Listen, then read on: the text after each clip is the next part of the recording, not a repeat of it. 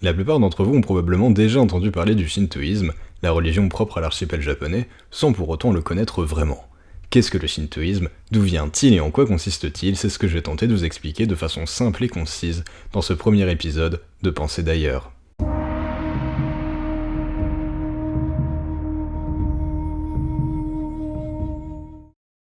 Pour bien comprendre le shintoïsme, il me semble important de saisir dans quel environnement il est né et s'est développé.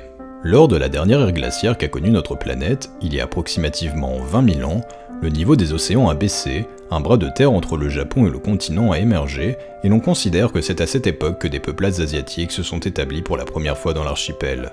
Cependant, ce dernier n'a jamais été des plus accueillants. Il est en effet situé à la jonction de pas moins de 4 plaques tectoniques différentes, et pour cette raison, il est soumis à un nombre incroyablement grand de séismes, de tsunamis et d'éruptions volcaniques. À cela s'ajoutent en plus les nombreux typhons qui remontent tous les ans de l'Asie du Sud-Est et qui entraînent couramment des inondations et autres glissements de terrain. Pourquoi est-ce que j'ai emménagé ici, moi déjà ? Les peuplades qui se sont installées dans cet environnement particulier il y a près de 20 000 ans ont rapidement développé un culte animiste. L'animisme désigne de façon générale tout culte en une âme, en esprit ou en force vitale qui animerait les animaux, les plantes et les phénomènes naturels. Concrètement, un peuple animiste, c'est un peuple qui va vénérer l'esprit du feu, l'esprit du vent, l'esprit de la rivière, l'esprit des arbres ou encore l'esprit du gros rocher en bas de la colline.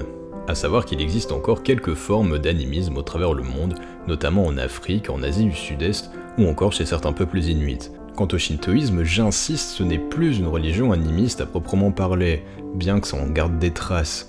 Imaginez bien que depuis 20 000 ans, la religion des peuples primitifs de l'archipel a évolué.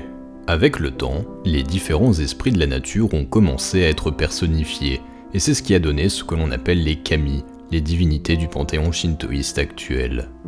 Il est difficile de donner une définition exacte de ce qu'est un kami, mais l'on cite très souvent la définition qu'en donne Motoori Norinaga, un érudit de l'ère Edo. Un kami est quelque chose d'extraordinaire et de supérieur qui inspire le respect, / la stupeur selon la façon dont on traduit. Ce qui frappe dans cette définition, c'est d'abord son caractère très vague. En effet, aucune distinction n'est faite ici entre le bien et le mal, le bon ou le mauvais.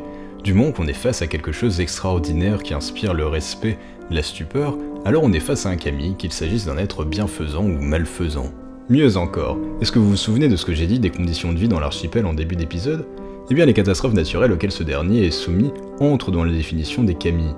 Elles sont extraordinaires, sont le fruit de forces supérieures de la nature, et inspirent le respect, la stupeur et l'effroi.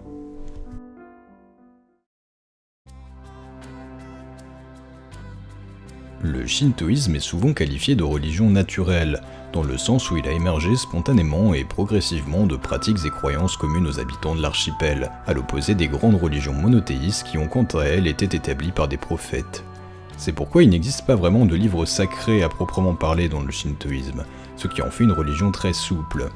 Si les croyants sont tenus de témoigner respect et reconnaissance aux kami et de se comporter avec droiture, ils n'ont pas de règles précises à respecter et sont libres de vivre leur religion comme ils l'entendent, ce qui explique que le shintoïsme se soit si bien marié, au cours de l'histoire, avec le bouddhisme, le confucianisme ou encore le taoïsme, plusieurs religions dont nous aurons l'occasion de reparler sur la chaîne. Alors certes, il n'y a pas vraiment de livre saint dans le shintoïsme, mais il y a tout de même 2 recueils de mythes principaux. Le Kojiki, ou recueil des choses anciennes, et le Nihon Shoki, ou annales japonaises. Pas de jeu de mots salace, pas de jeu de mots salace, pas de jeu de mots salace. Le Kojiki fut compilé en l'an 712 sous les ordres de l'impératrice Genmei, et le Nihon Shoki en 720 pour sa successeur. Successeuse? Successrice? Pour sa fille, l'impératrice Gensho. Les 2 ouvrages se présentent eux-mêmes comme des compilations des différents mythes qui se transmettaient à l'époque de façon orale dans l'archipel, mais ils sont en réalité très politisés. Ainsi, les 2 livres décrivent comment le monde fut créé, puis comment Amaterasu Ōmikami, chef des divinités célestes, prit le contrôle du pays et le transmit à ses petits-enfants, dont l'empereur Jimmu, prétendument premier empereur du Japon selon les mythes, mais dont l'existence historique n'a jamais été prouvée. Mais pourquoi 2 ouvrages, me demanderez-vous ? Eh bien le Kojiki était à destination des Japonais, tandis que le Nihon Shoki était à destination des étrangers, c'est-à-dire principalement de l'Empire chinois, duquel le Japon désirait être traité en égal. Ainsi, si les mythes racontés dans les 2 ouvrages sont sensiblement les mêmes, Le Nihon Shoki est rédigé dans un style un peu plus chinois et est teinté d'un peu de confucianisme. Bref, je ne vous embêterai pas plus longtemps avec des détails historiques. Ce que j'espère que vous aurez retenu, c'est que les religions, aussi intéressantes et légitimes qu'elles puissent être, sont très souvent déterminées par l'environnement, aussi bien naturel que politique, dans lequel elles se développent. J'irai même plus loin en ajoutant que les religions et les cultures influent sur la perception que les gens ont de leur environnement qui, à son tour, influe sur la culture et les religions des gens. C'est pour ça par exemple que le bouddhisme considère que l'on détermine le monde qui nous entoure et que le monde qui nous entoure nous détermine à son tour. Mais ça, c'est pour un autre épisode. Ce premier épisode de Pensée d'ailleurs est maintenant terminé, j'espère qu'il vous a plu. N'hésitez surtout pas à me dire ce que vous en avez pensé en commentaire, je débute alors tous les retours sont les bienvenus. N'hésitez pas non plus à vous abonner si vous voulez être au courant des nouveaux épisodes qui sortiront. J'espère faire un épisode, on va dire, une fois toutes les 2 semaines. Je sais pas si j'arriverai à tenir le rythme, mais je ferai de mon mieux. Alors je l'ai dit dans l'épisode, mais on parlera de bouddhisme, de confucianisme, de taoïsme, de tout ce que vous voulez en isme, du moment que ça concerne l'Asie extrême orientale. J'habite au Japon actuellement, alors c'est assez facile pour moi de récupérer des sources eh bien à la source.